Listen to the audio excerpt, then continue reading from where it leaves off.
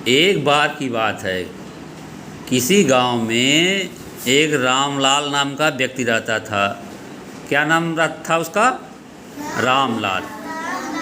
तो रामलाल के 4 लड़के थे। कितने लड़के थे? 4। और वो जो चारों लड़के थे बहुत आलसी थे और वो घर का कोई काम नहीं करते थे। तो रामलाल बहुत चिंतित रहता था, बहुत परेशान था। तो एक दिन रामलाल ने अपनी पत्नी को बुला के कहा कि अगर मुझे कुछ हो जाएगा तो मेरे बच्चों का क्या होगा?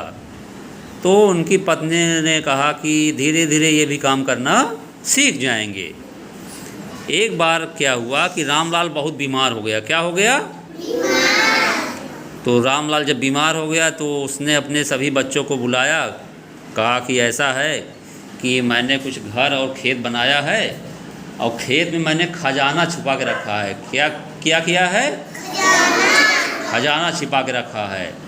अगर मुझे कुछ हो जाएगा तो तुम लोग खेत से खजाना निकाल लेना और आपस में सभी चारों भाई बांट लेना। तो कुछ दिन बाद क्या हुआ कि रामलाल की तबीयत नहीं सही हुई और रामलाल मर गया। रामलाल के मरने के बाद क्या हुआ कि उसकी माता, रामलाल के जो बच्चे थे वो अपनी मम्मी के पास आए, बोले कहें पिताजी तो खेत में खजाना छुपा के रखे हैं? कहें हाँ। तो चारों बच्चे खजाने के लालच में क्या करने चले गए, वो खेत खोदने लगे और उन्होंने क्या किया कि पूरा खेत खोद दिया। क्या किया? खोद दिया। लेकिन खजाना नहीं मिला। तो वो चारों बच्चे लौट के अपनी माँ के पास आए, कहें पिताजी ने तो खजाना रखा नहीं था, हम लोगों ने पूरा खेत खोद दिया लेकिन खजाना नहीं मिला। तो उनकी माता ने कहा ऐसा है कि तुम्हारे पिताजी ने खजाना कोई नहीं छिपाया है, वो चाहते थे कि तुम लोग मेहनत करो। अब जब तुम मेहनत कर ही खेत खोद ही दिए हो, मेहनत कर ही लिए हो, तो खेत में कुछ अन्न बो दो, बीज बो दो।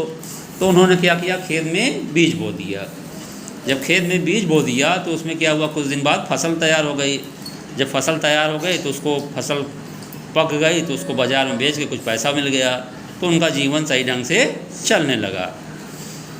तो कहानी से हमें इसमें ये शिक्षा मिलती है कि हमें आलस नहीं करना चाहिए। क्या नहीं करना चाहिए?